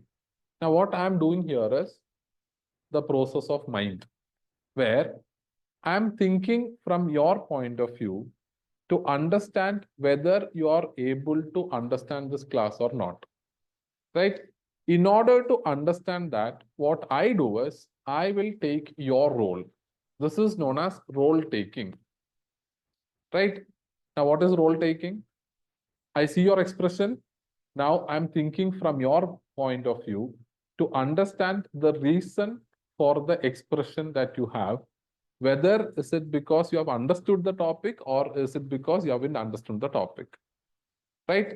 So as I take the role, I will be able to assess the reason behind your actions and I will be able to understand the meanings that you attach. Is it clear? This is the process of role taking. So according to Mead, let us go to mind. Okay. Mind is a social phenomenon. Here, what we do is the process of role taking is central to the emergence of mind. It is the ability of an individual to call out in himself not simply a single response of the other, but the response of the society as a whole. Meaning, by using my mind, by using the process of role taking, I am able to understand the meaning that you attach to a particular thing. Whether you are sitting in the class and trying to figure out whether you understood the concept or not, I'm using my mind, I'm taking role, and I'm trying to assess the meaning that you attach. Clear? Okay. According to me, this mind is also used for problem solving. How do we use mind for problem solving? Suppose, let us understand this in this way, okay? Suppose you have done or committed a particular mistake in your school or college, and the school authorities or the college authorities have informed your parents regarding the thing that you have done. Okay. While going back home from your school or college, you are sure that your parents will be, disappointed, they will be angry, and there can be some kind of scene in your home. Okay. So while going back home, what you will do is, by the application of mind, right, you will try to assess the situation. You will try to think from different persons, different individuals point of view, like from your father's point of view, from your mother's point of view, from your siblings point of view, and you try to bring up with excuses that will satisfy these different individuals, right? So you might be planning, okay, I'll tell my mother that this has happened because, it's not because of my problem. It was my friend's problem. He did that. I was just standing there and somehow I was also caught in between. Okay. Maybe to father, it won't work. So you will say that I was just walking through that corridor and someone came to your side and something happened. So you will, create the kind of explanation that you feel will work with each and every individual. Now, how do you assess whether your explanation will fit in with that particular individual or not? By the process of role taking. Right. This person thinks like this. This person will attach so and so meaning to this. So I have to say this and these things to that person. This is the process of role taking. Have you understood? Clear? Okay, this is the mind. Okay, so that is why Mead said that mind is a social phenomena. Why? Because in mind, even though we are having internal conversation, the conversation is based on the role taking and others. Right? This is essentially mind is used by us to understand the meanings attached by others. Clear? All set? Okay. Now let us just go through the points that I've written here so that you get that particular theoretical aspect. Okay. So me define mind as the inner conversation with oneself through significant symbols, and the major significant symbol that we use here is the vocal gesture or the language. Thus, he considered it as a process and not a thing. Mind is a social phenomenon. It arises and develops within the social processes. He identified the process of role taking as central to the emergence of mind. Mind is the ability of individual to call out in himself not simply a single response of the other, but the response of the community as a whole. Meaning, we are not just able to understand the response or the meaning attached by a single individual, but the community as a whole. Now, what do you mean by community as a whole? Suppose I'll use the same example that I use in the class. Suppose you want to marry a person who's not in your religion, who belongs to some other religion. And you are going to present this thing before your parents, as well as, and you know that once you tell this to your parents, they will tell to the extended family. Okay. Now, by using your mind and the problem solving approach, you will be able to attach or understand the meanings attached by individual, but as well as a group as a whole. Meaning, you will be, suppose in this particular issue, you will be able to understand the response or the meaning that the extended family as a whole attached to interreligious marriage. So you'll be thinking like, okay, you'll not be taking individual people or person there. Instead, you will say that, okay, my father's relatives will not like it. Here, you are not taking any individual. Instead, you are trying to understand the meanings attached by your father's relatives. On the other hand, you say, okay, but my mother's relatives will be okay with it because such incidents have happened in the past in my mother's family. Now, that is, you're not taking any individual's point of view or understanding the meaning of an individual. Here, you are taking the role of that entire family as a group. That is why Mead said that through mind, you can take the role of an individual as well as you can take the role of the entire community or society. Clear? Is it clear? See, usually once we do something, we always say, how will others react? Now, what is this others? Here you are taking the role of the society as a whole, right? You are trying to understand the meaning that the society as a whole attached to it. Clear? All right. So it is the function of the mind to try solve problems and permit people to operate more efficiently in the world. Okay. So whatever we do, whatever problem that we have, we try to solve that in the mind by taking role of others. Clear? Now let's go to self. Now in mind, what we did is we tried to take the role of others to understand the meanings that they attach. Now in self, what we do is we are trying to view ourselves from another person's point of view. In mind, we are just trying to understand the meanings another person attached. Here, what we are trying to do is we are trying to view ourselves from another point's viewpoint. Meaning, suppose in the self, the process that happened in the self is I'm teaching here, okay? After the classes, based on your response, I will be assessing how you guys have valued or have liked my classes, how you guys view me as a teacher, right? I'm not asking any one of you, but I'm trying to understand how you perceive me or perceive me as a teacher by looking at the response that I get from your end after the session, right? So what I'm trying to do here is I'm trying to think about myself from your point of view, right? How did this student view me as a teacher? Maybe she or he liked me. Okay, maybe he or she did not like me because they, exited my class in between, right? So this is how I create a view of myself by looking at how others view me. Now, it is not by asking them how they view me. Instead, it is by placing myself in others' shoes and viewing me from their perspective. Okay, see, meaning see, the role taking is present here as well. See, in mind as well as in self, the role taking is there. In mind, the role taking is done to understand the meaning attached by another person. In self, what we do is we do role taking to view ourselves from another person's point of view.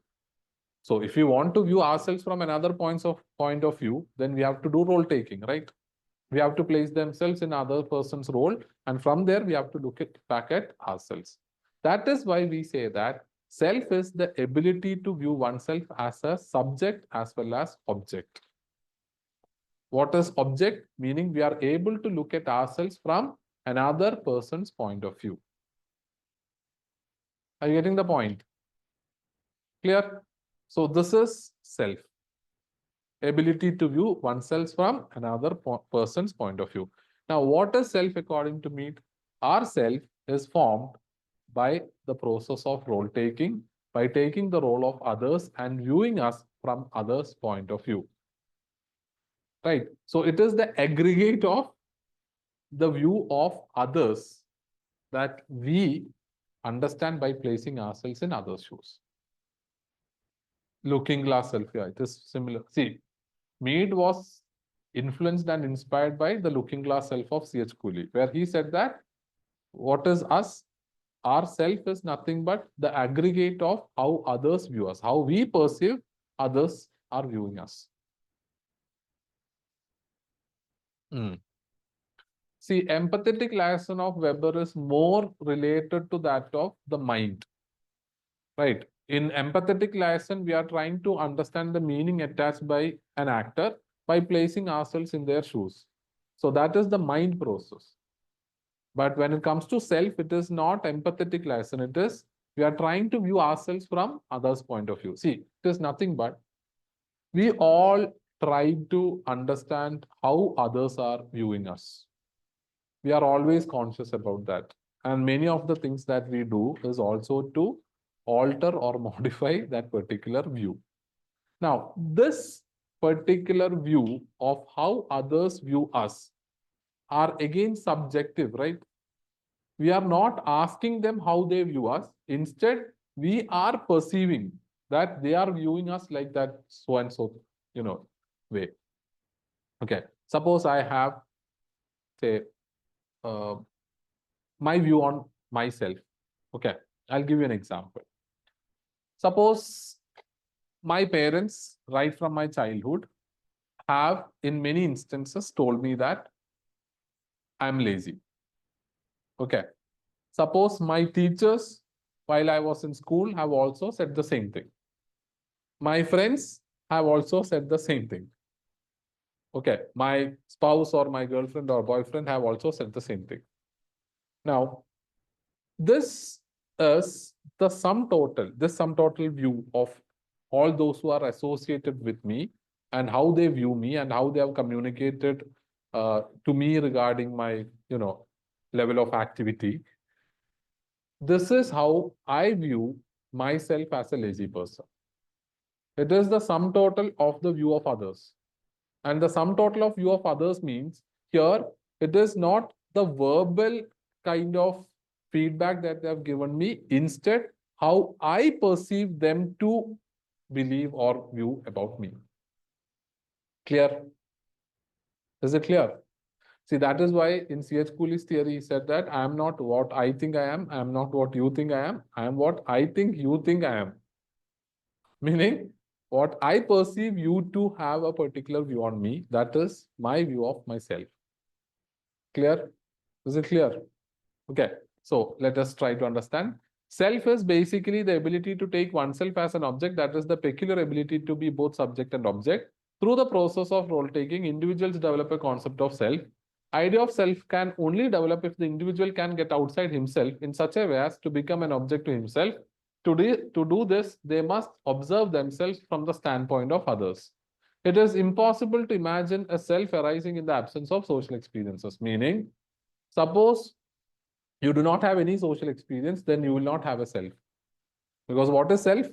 Your view of self is the sum total of how others view as, others view on you, right?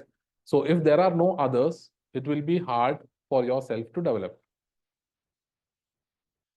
Is it clear? So that is why Mead said that it is important to have social experiences in order to develop ourself.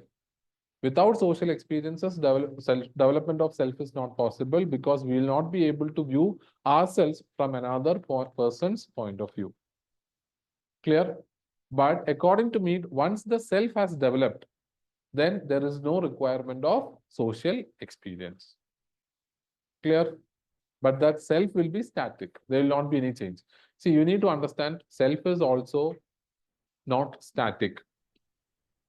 Our view on ourselves may change based on the changes in the views of others or the changes in the perception of us regarding how others view us. Is it clear? Okay. Now, according to Mead, there are several stages. Yeah.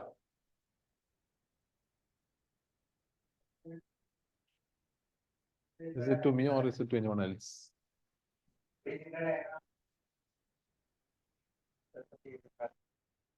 Okay. So, basically, when it comes to that of the development of self, according to me, there are three stages. What are those three stages? Imitation stage, play stage, and game stage. What is imitation stage? Here, we cannot say that the self has developed. It is the kind of a prequel or precondition to the development of self. At around 2 years of age, according to Mead, children will start imitating the people who are closer to them, like their family, like parents, their siblings, etc. Here, they are not able to take the role of others. They are not able to think from another person's point of view or anything. They are just imitating the role of others. Clear? They will act like their father or mother or their siblings. That's it. Now, the second stage, which is the play stage, according to Mead, here a partial self will start developing, and it happens around like age of, I think, 3 to 4, 4 to 5 or something. Here, around this age, the child is able to take the role of an individual, meaning they are able to view or understand the meanings attached by an individual. Like, say, for example, what does that child's father attach when it comes to so and so thing? Okay. As a result, they will be able to take the role of father. It's not just mere imitation, but they will be actually be able to take the role of father. They will be able to understand the meanings attached by that child's father or mother or any other individual. Here, the thing is, in the play stage, the child will only be able to take the role of individuals, not the group as a whole. Right? Clear? So that is the reason why Mead said that in this play stage, children will be playing games that involves role taking. Like, say, for example, they will play police and thief. Okay, they will play father and mother. They will take the role of father and they will start talking and behaving like father. The other child will be taking the role of mother. They will start behaving and acting like mother. Now, here they are able to view themselves from another person's point of view when they are taking the role, but it is limited to an individual role. Clear? They cannot understand how a group as a whole are viewing them. Instead, they are only able to understand how an individual is viewing them. Clear? Now comes the third stage, which is the game stage. According to Mead, in game stage, the child will be able to understand how a group as a whole is viewing them. Now, this ability to understand how a group view them will lead to the development of complete self. Now, the difference is in game stage, according to Mead, child will be involved in team games. Now, while playing the team games, child will be able to understand how the team as a whole is viewing the performance of that particular child. Suppose you are playing a kind of a team game, like, say, for example, you are playing cricket. Okay. Now, your team wants, like, say, 5 runs to win in one ball, and you are going out to bat. Okay. Now, while going out to bat, you know that how the entire team is viewing you, right? Suppose your team, while you are the last one to go to bat, and when you are going to bat for that last ball and where you require 5 runs, your team might be saying, okay, now it's game over, we'll lose. Okay. Now, these kind of comments will give you an impression that the entire team does not have any confidence in you and they expect the team to lose. Right? So here, instead of taking the role of an individual and how that individual is viewing you, here you are able to view yourself from that entire group's point of view. This ability, when the child gets this particular ability, that is when the fuller self or the complete self will develop. Because when it comes to, taking the example of us, okay, when we try to view ourselves from another person's point of view, we are not just viewing ourselves from an individual's point of view. We are also viewing ourselves from the point of view of a group. Suppose you are living in a particular apartment, right? Based on the communication that you have with others, you will have a perception of how your flatmates are viewing you. Now, this is not the case of an individual neighbor that you have, but the entire flatmates, how they are viewing you, you will get an idea of that, right? Because you will be able to view yourself from the point of view of an entire group. No, are you getting confused with how this individual and group thing, change? Are you able to understand that? How individuals are viewing you, how a group is viewing you. Clear? Are you able to get the idea? Okay. So, imitation stage, you're just imitating your immediate family without understanding the role, without taking the role. Yeah, Sigmund Freud's concept of ego and superego is similar to this. Okay, he was inspired by Sigmund Freud's idea as well. Okay, so basically, it is imitation stages where we just imitate the role of others without what? Understanding the role, or without taking the role. In the second stage, in the play stage, we are able to understand the role, we are understand the meanings, and we are able to take the role, but we can take the role of an individual actor only. In the third stage, that is the game stage, here we are able to take the role from a society as a whole, from a group as a whole. That is the game stage. And with the game stage, the complete self is developed. Clear? According to Mead, now, when it comes to the self, there are two parts of the self. One is the I part, and the second is the me part. Now, what is the difference between the I part and the me part?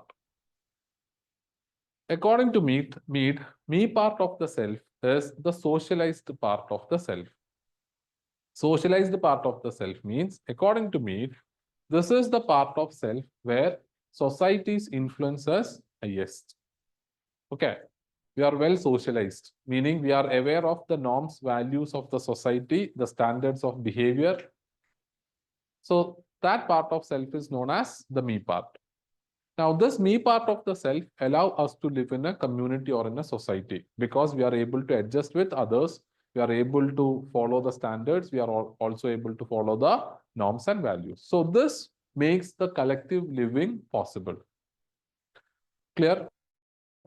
Now, if it is just the me part that is present in an individual, then the individual actor of Mead and the individual actor of Parsons will not be different.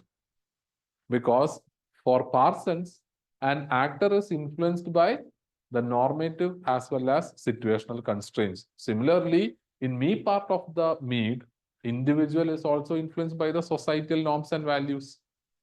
Right. So what makes Mead's individual or actor different from Parsons' actor, and what makes it more dynamic is the presence of the I part. According to Mead, I part is the spontaneous part of an individual. It is somewhat kind of hidden. We will not be, it is unpredictable because we are also not aware of existence of such a part in us. So it is the unpredictable, spontaneous part of an individual that comes out in a particular situation. And it is in this part that creativity of an individual is stored. Right? Now, this part of the self will help us to bring changes in society because I part of the self do not, follow or may not show commitment towards the norms and values of society. Clear? So it is the I part of the self that bring dynamism, that bring change. And according to me, in revolutionaries, the I part is more dominant than me part. Those who are highly creative, for them also, the I part is more dominant than that of the me part. Clear? Is it clear? Okay. So, according to Mead, he also said that when it comes to that of the relationship between an individual and society, okay, here there is a give and take relationship. What is the give and take relationship between individual and society? According to Mead, when it comes to the individual and society, or self and society, society shapes and influences an individual through the me part of the self. Clear? Because it is through the me part that the individual learns the norms and values of the society. As a result, It is through the me part that the society influences and shapes the individual. On the other hand, the individual is able to influence and shape the society through the I part of the individual, because it is the I part of the individual that will bring novelty and change, innovation. As a result, it may bring changes in society as well. So that is the reason why Mead said that the individual and society, or self and society, are twin bond, meaning both of it influences each other. Right? Society exists because of individuals, and individuals are existing or able to live a collective life because of society. So there is a give and take relation. Through the me part, society is able to influence and shape individual. Through I part, the individual is able to shape and influence society. Clear? So what is society? First we covered mind, we covered self. Now what is society? Society is the generalized other. Now what is generalized other? The group as a whole, right? So according to Mead, when you want to if you have to understand society, Mead said that society exists prior to that of mind and self. Why did he say that society exists prior to mind and self? What will be the reason for that? See, when it comes to that of mind, right, we said that it is a social phenomena, right? Why mind is a social phenomena? Because in mind, what we do is we take the role of others and we try to understand the meanings that they attach. In I part also, we said that it is again a social phenomena, and sorry, the self part. The self part will only emerge out of social experience. So the existence of society is important for the development of self as well as development of mind. That is why Mead said that society precedes the mind as well as the self. Is it clear? So what is society? Society is nothing but an organized activity which is regulated by the generalized other, and it is the arena within which individuals make adjustments and cooperate with one another. So society is that particular area where the collective living happens. Individuals are able to make adjustments with each other. And what helps in making adjustments? It is the me part of the self. Through the ability of self to critically evaluate its own attitudes and behavior from the point of view of the generalized other, the social control is made possible.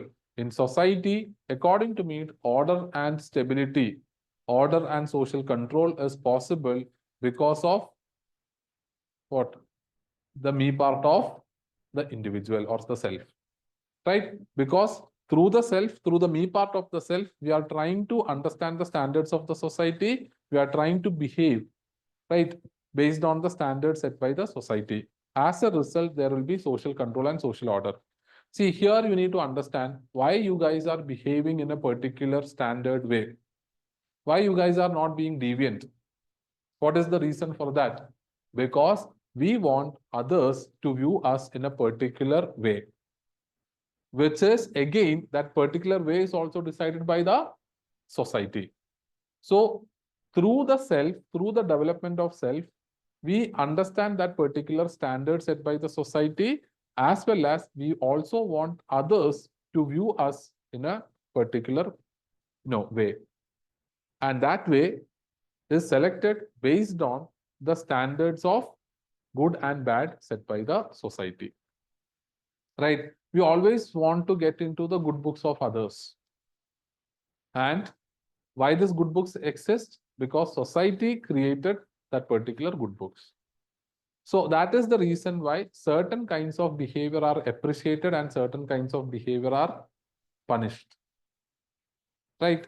Certain kinds of behavior are considered to be desirable. Certain kinds of behavior are considered to be, right, something which should not be, or something that should be ignored. Right? So existence of these aspects will help us, or will help the society to bring social control. Right? Clear? Now, individuals initiate and direct their own action while at the same time being influenced by the attitudes and expectations of others. So, the me part of the individual are concerned about how others view us, whether we are following the standards of the society. But the I part is not concerned of anything. So that is why Mead said that individuals initiate and direct their own action. That is the I part. But at the same time, through the me part, they are being influenced by the attitudes and expectations of others. Clear? So there is a kind of give and take relation between the individual and society. Clear? All set? So that is with the Mead's views on mind, self, and society. Any doubt, anyone, regarding the same?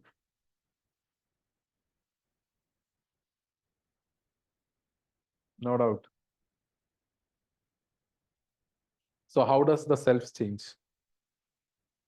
Will the self change? Is self static, or is self something that will change? It will change. How will the self change? Yeah. Is it just because of the I part of the self that the self will change? No, I'm just checking your understanding now. This will not be asked for exam.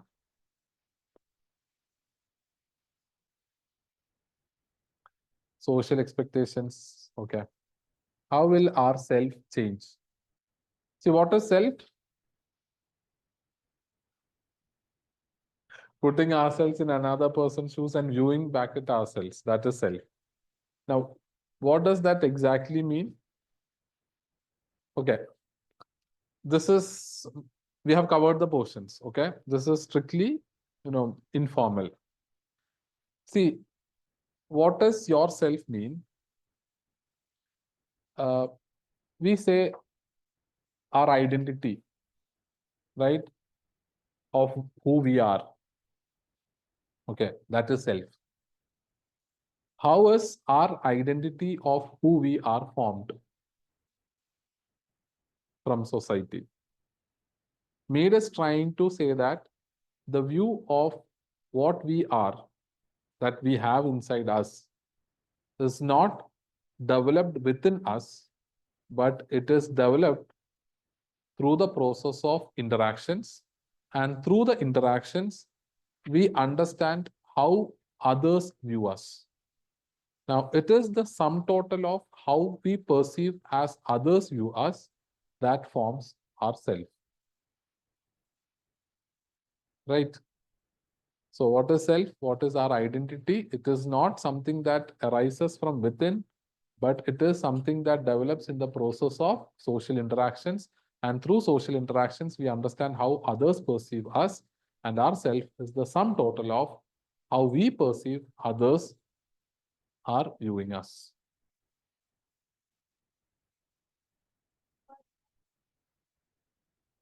Me part is that part of the self where we are highly socialized. As a result, all the norms, rules, regulations, values of the society influences us. Because it is through the me part of the self, we are trying to follow certain standards. Right? The societal standards, norms, values are influencing us because of our me part. See, it is because of the me part that we are very much concerned about how others are thinking about us. Right? That is why we are trying to behave in a particular way that fits the societal, model of an ideal person or ideal behavior.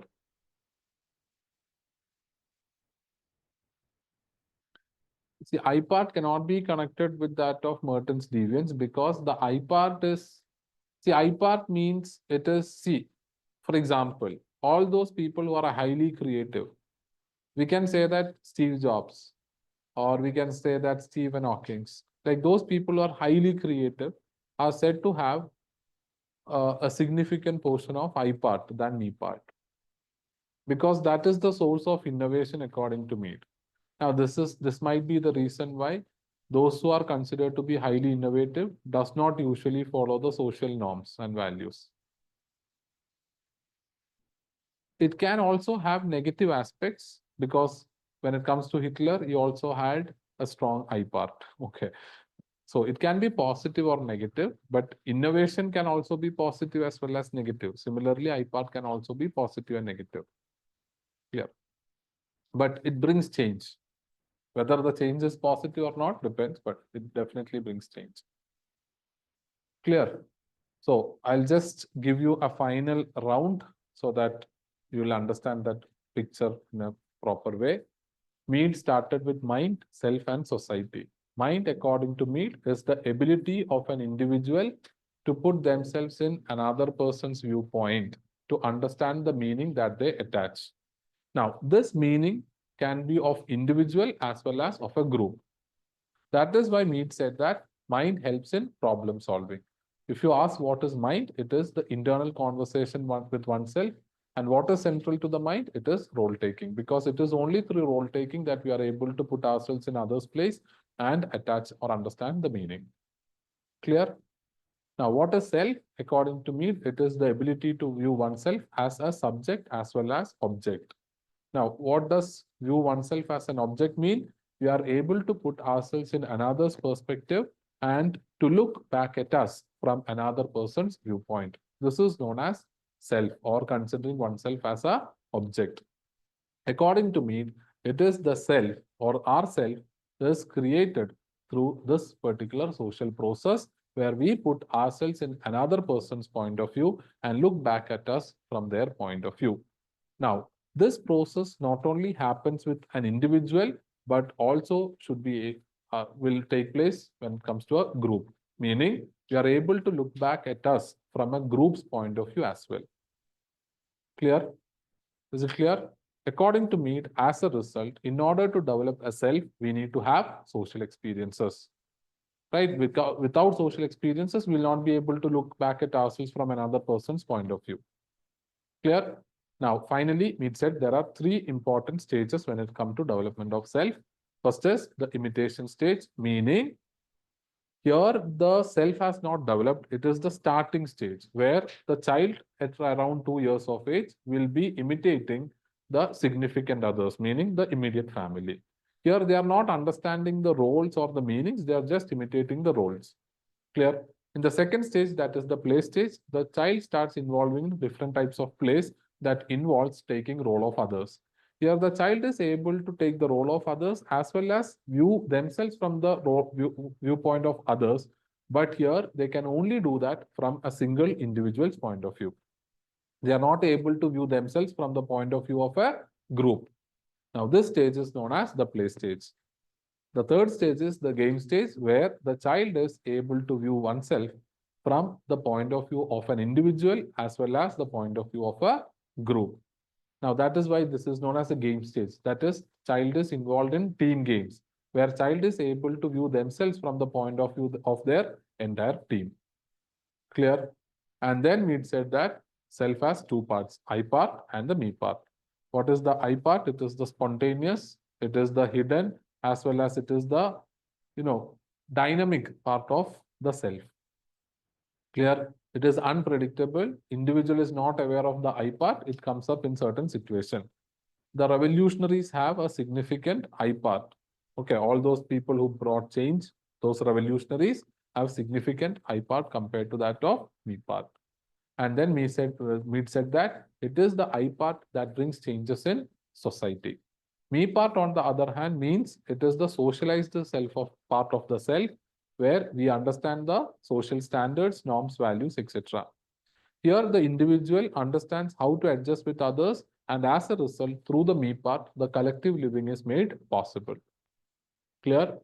The social conformists have a higher me part than that of I part. Now, based on this, Mead said that self and society are twin bond. Why? Because there is this process of give and take between the self and the society. Through the I part, the individual is able to shape and influence society. Through the me part, the society is able to shape and influence the individual. Clear? Society, according to Mead, is nothing but a generalized other, right? It is interactions taking place and it is generalized other. Now, it is through the society that individual understand the customs, the values, norms, etc. But at the same time, individual also have a role in shaping the society. Clear? So this is what you need to understand with Mead's theory. This is as simple as that. It's very small. Clear? Have you got the idea? Clear? All set? Okay, so I'll be posting the PDFs in the group. You can just go through Mead and Merton. Okay, so thank you so much. Take care. Have fun. Stay. Bye bye.